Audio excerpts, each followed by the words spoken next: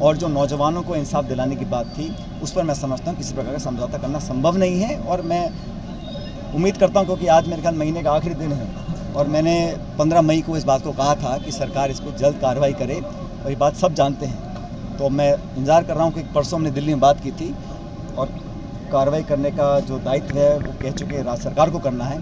तो देखिए कल क्या होता है। नमस्कार, इन खबर राजस्थान में आपका स्वागत है। मैं हूं आपके साथ सत्येंद्र शर्मा। राजस्थान में इस साल के अंत में विधानसभा का चुनाव है, लेकिन कांग्रेस में आपसी कलह भी सामने आते रहते हैं। आपको बता दें कि बीते 29 मई को दिल्ली में राजस्थान कांग्रेस का आला कमान के सामने बैठक हुआ था। सचिन पायलट, अशोक गहलोत, प्रभारी रंधावा और राजस्थान के कांग्रेस अध्यक्ष गोविंद सिंह डोटासरा दिल्ली में मल्लिकार्जुन खड़गे और राहुल गांधी से मुलाकात की थी। उसके बाद देर रात कांग्रेस महासचिव केसी वेणुगोपाल ने मीडिया के सामने प्रेस कॉन्फ्रेंस की।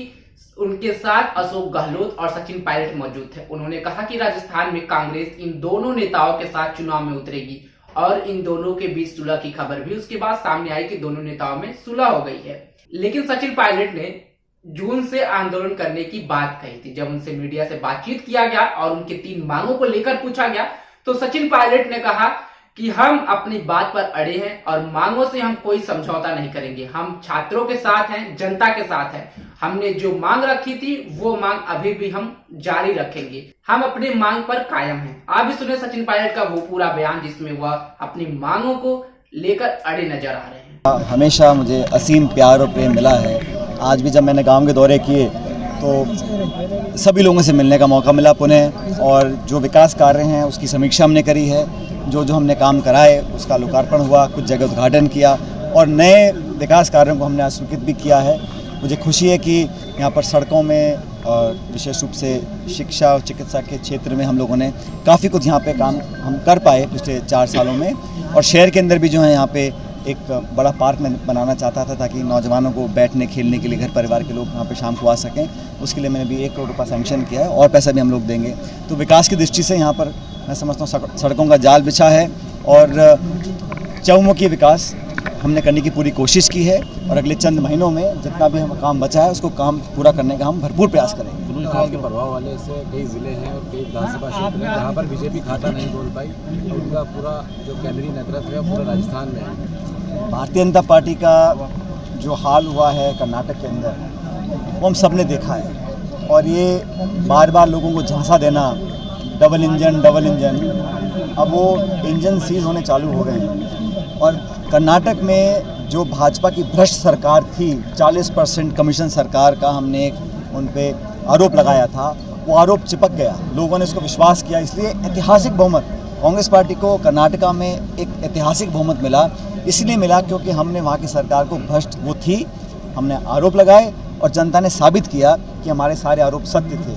अब हमारी सरकार वहाँ बनी है, इसलिए मुझे लगता है बहुत जल्द वहाँ के मुख्यमंत्री, वहाँ की हमारी सरकार उन सब मामलों पर कार्रवाई करेगी जहाँ जहाँ हमने करप्शन के आरोप वहाँ पर लगाए थे कर्नाटक में। और भाजपा का जहाँ तक राजस्थान में हाल है, आज मुझे मालूम है प्रधानमंत्री यहाँ आ रहे हैं। अब प्रधानमंत्री बार बार यहाँ आ रहे हैं और उनके आने से मुझे लगता है कि ये बात साफ दिख रही है कि जो भाजपा का राजस्थान का नेतृत्व है वो सक्षम नहीं है विपक्ष की भूमिका निभाने में। पिछले 4.5 साल में सदन के अंदर सदन के बाहर भारतीय जनता पार्टी ने ये कहीं प्रमाण नहीं दिया कि वो एक मजबूत विपक्ष है।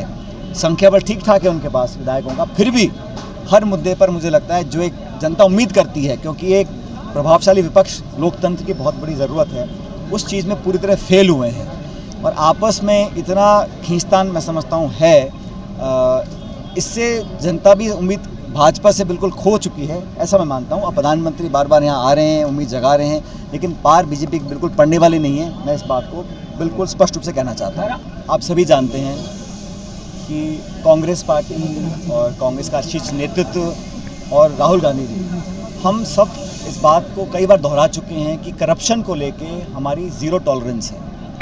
किसी भी कीमत पर भ्रष्टाचार को हम लोग स्वीकार नहीं कर सकते हैं। और कांग्रेस ही वो पार्टी है जिसने हमेशा नौजवानों को प्रोत्साहित किया है, राजनीति में बाकी क्षेत्रों में उनको आगे आने का मौका दिया है। तो नौजवानों के साथ अगर कहीं गलत होता है या कहीं उनके साथ नाइंसाफ़ी होती है तो मैं समझता हूँ पार्टी हमेशा उसके खिलाफ रही है।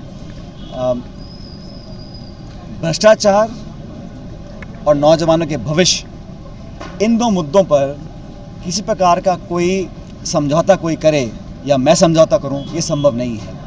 अभी 1-2 दिन पहले मेरी बात दिल्ली में हुई थी। कांग्रेस का जो शीर्ष नेतृत्व है, अध्यक्ष जी हैं, बाकी सब लोग हैं, जो मांगे मैंने रखी थी उसका पूरा संज्ञान पार्टी को भी है। दिल्ली में परसों ही मैंने बात की है और मैंने कहा था, जब मैं 15 तारीख को मैंने एक सभा को संबोधित किया था जयपुर के अंदर, कि भाजपा के शासन में वसुंधरा जी के कार्यकाल में जो करप्शन के मामले उठे थे, जो खुद अशोक गहलोत साहब ने, मैंने, तमाम कांग्रेस नेताओं ने अपने मुंह से कई बार हम लोगों ने इन बातों को रखा था और ये बात पब्लिक डोमेन में है, तो उन पर एक प्रभावी जांच होनी चाहिए। और जहाँ तक राजस्थान पब्लिक सर्विस कमीशन है, वहाँ पर काफ़ी पद खाली पड़े हैं और कुछ नियुक्तियाँ ऐसी हैं जो मैं समझता हूँ बेहतर हो सकती हैं। इसलिए उसका मूल चूक उसमें परिवर्तन लाना, उसकी फंक्शनिंग में, उनकी नियुक्तियों में मापदंड तय हों और जो हमारे लाखों लाख बच्चे जो बड़ी मुश्किल से शहरों में जाकर मकान और कमरे किराए पे लेते हैं, कोचिंग और ट्यूशन में पैसा खर्च करते हैं, साल 2 साल मेहनत करते हैं, उसके बाद अगर उनके साथ धोखा हो जाता है तो उन लोगों के पास कुछ लोग ओवरेज हो जाते हैं, कुछ के घर परिवार वालों को आर्थिक बहुत दिक्कतें आती हैं, तो उन लोगों की आर्थिक मदद हम लोग करें। मैं समझता हूँ ये मैंने मुद्दा उठाया था और मैं समझता हूँ इस मुद्दे पर कार्रवाई सरकार करेगी।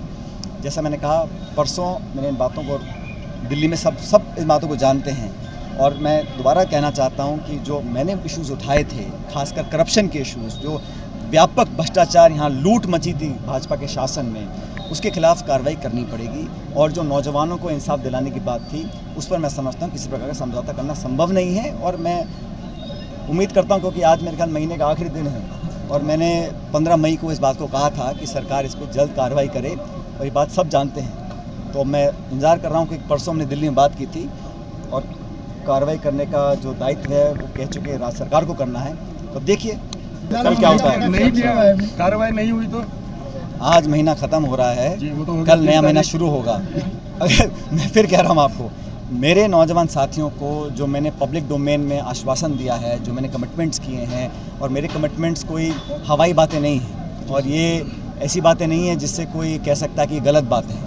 क्योंकि मैंने कहा ना, कांग्रेस पार्टी हमेशा करप्शन के खिलाफ रही, कांग्रेस पार्टी हमेशा नौजवानों के पक्ष में रही, तो उनको न्याय दिलाना और भाजपा सरकार में जो करप्शन हुआ उस पर जांच बिठाना, मैं समझता हूँ ये अति अनिवार्य है, इस पर कोई कॉम्प्रोमाइज़ नहीं है। आपको बता दें कि सचिन पायलट ने 15 मई को अपने जल संघर्ष यात्रा की समाप्ति के दौरान राजस्थान सरकार के पास 3 मांग रखी थी और बोला था कि अगर हमारी 3 मांगों को पूरा नहीं की जाती है तो महीना समाप्त होने के बाद पूरे राजस्थान में एक बड़ा आंदोलन करेंगे। हालांकि सचिन पायलट की तरफ से अभी तक कोई आंदोलन का लेकर के जिक्र नहीं हुआ है। आज आपका 2 जून हो गया है, लेकिन सचिन पायलट की तरफ से आंदोलन का कोई बात अभी तक सामने नहीं आया है। राजस्थान से जुड़ी तमाम खबरों की जानकारी के लिए आप बने रहे हमारे साथ और देखते रहे इन खबर राजस्थान। नमस्कार।